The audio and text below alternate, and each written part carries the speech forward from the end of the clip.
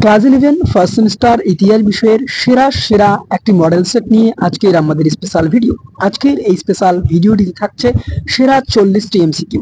এই 40টি এমসিকিউ যদি তুমি সলভ করে যাও, আশা করি তুমি এর মধ্যে পরীক্ষায় অনেকগুলি প্রশ্ন কমন পাবেই পাবে। তুমি যে স্কুলের শিক্ষার্থী হও না কেন, এর মধ্যে পরীক্ষায় প্রশ্ন আসার সম্ভাবনা কার্যত প্রায় নিশ্চিত। কারণ আমরা আজকের এই মডেল সেটটি এমন ভাবেই তৈরি করেছি, সমস্ত রকমের এমসিকিউ কভার থাকছে ভিডিওটিতে।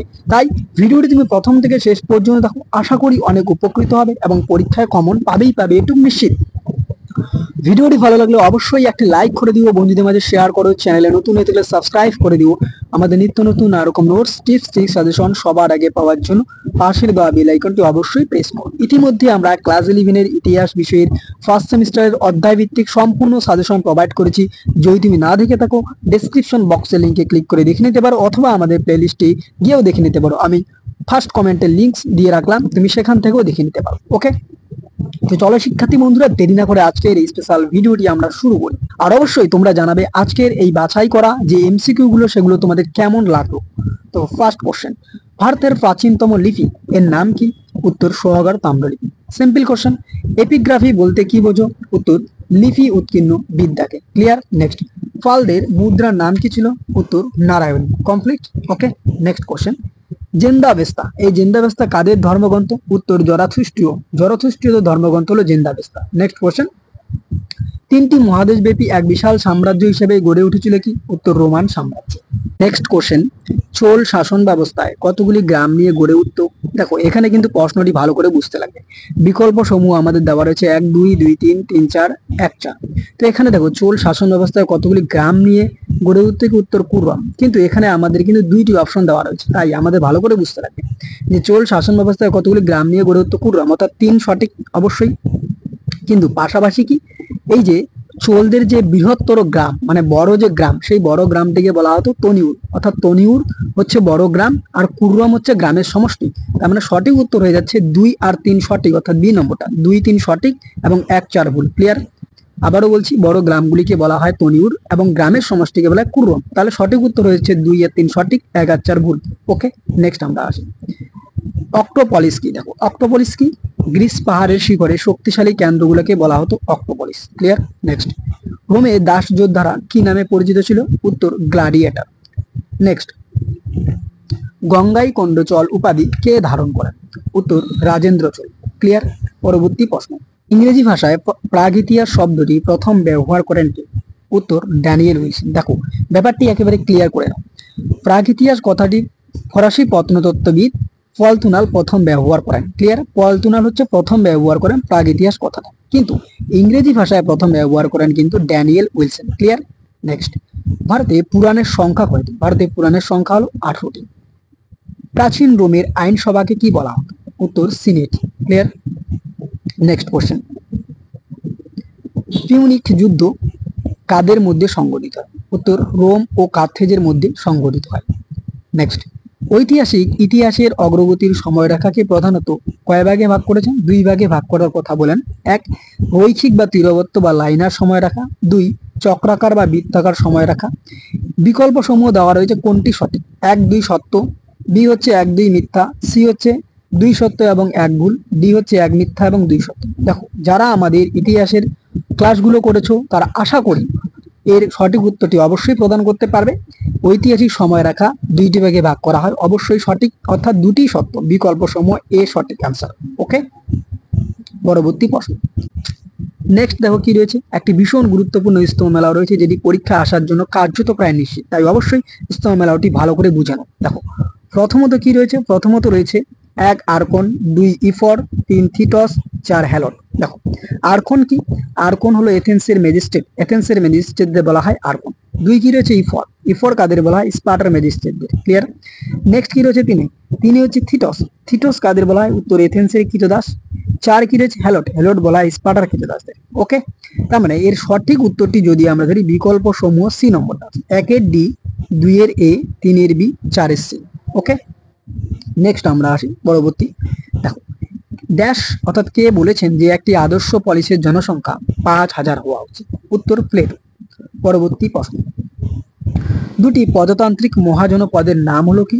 উত্তর ব্রিজিও মল্ল। আমরা কিন্তু এই ক্লাসগুলো সম্পূর্ণ কভার করেছি, যদি না দেখে থাকো অবশ্যই তুমি ডেসক্রিপশন বক্সে লিঙ্কে ক্লিক করে দেখে নাও, এতে তুমি অনেক উপকৃত হবে এবং 40-40 ইতিহাসে আনসার করে আসতে পারবে তুমি।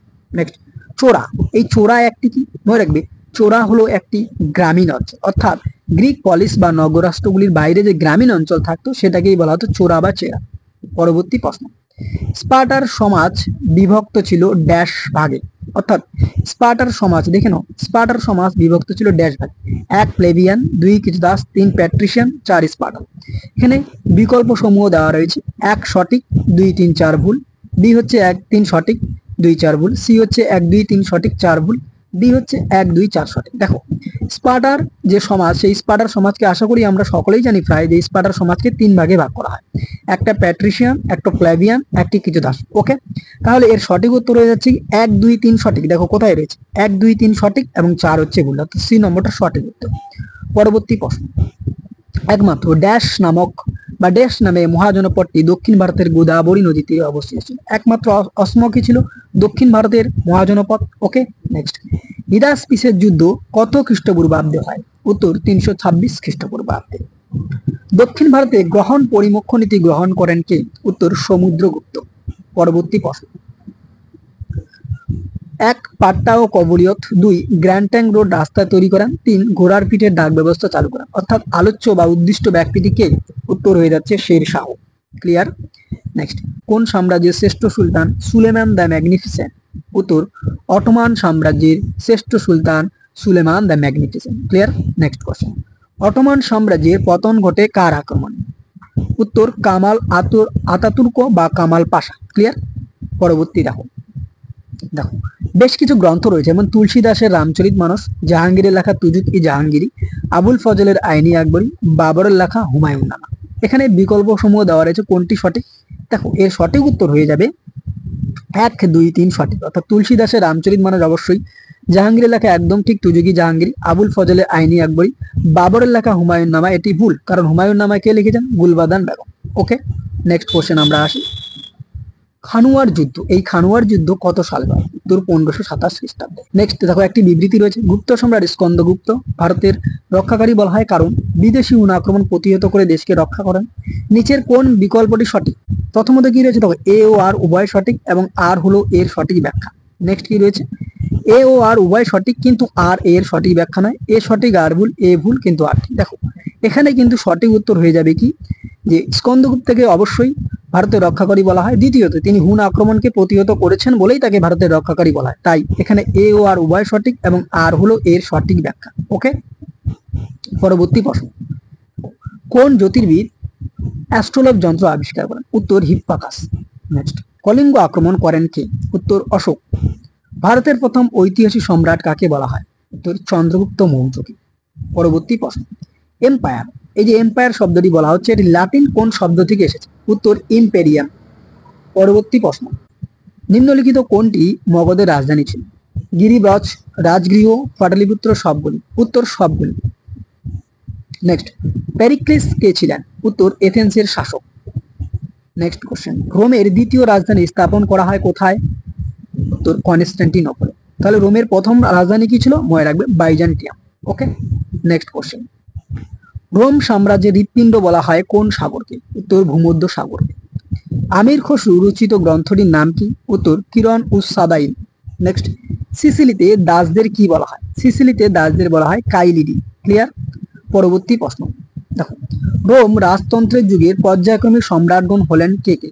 দেখো, যে আমাদের পর্যায়ক্রমিক সাজাতে লাগবে কোন সম্রাটের পর কে এসেছিলেন, এর সঠিক উত্তর হয়ে যাবে বি নম্বর, রোমুলাস, নুমা, পম্পিলাস, টুলাস, হস্টেলিয়াস এবং হচ্ছে আনকাস মার্সিয়াস। এটি হচ্ছে সঠিক উত্তর, অর্থাৎ পরপর এরা কিন্তু সাম্রাজ্যে এসেছিলেন, পরপর তারা রাজা হয়েছিলেন। ওকে, সর্বশেষ প্রশ্ন, জাস্টিনিয়ান বংশের সর্বশ্রেষ্ঠ সম্রাট কে ছিলেন? উত্তর প্রথম জাস্টিনিয়ান। ক্লিয়ার? তো এই ছিল চূড়ান্ত গুরুত্বপূর্ণ একটি মডেল সেট, যেটি তোমাদের পরীক্ষার জন্য ভীষণ ভীষণ গুরুত্বপূর্ণ। এবং অবশ্যই কমেন্ট বক্সে কমেন্ট করে জানিও যে এই মডেল সেটের প্রশ্ন উত্তরগুলো তোমাদের কেমন লাগলো।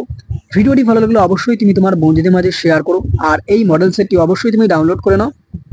এই মডেল সেটের পিডিএফ এর পাসওয়ার্ডটি হলো, মনে রাখবে, history@15। এই পাসওয়ার্ডটি প্রদান করলে তুমি অনায়াসে আমাদের ডেসক্রিপশন বক্সে লিংকে ক্লিক করে ডাউনলোড করে নিতে পারবে।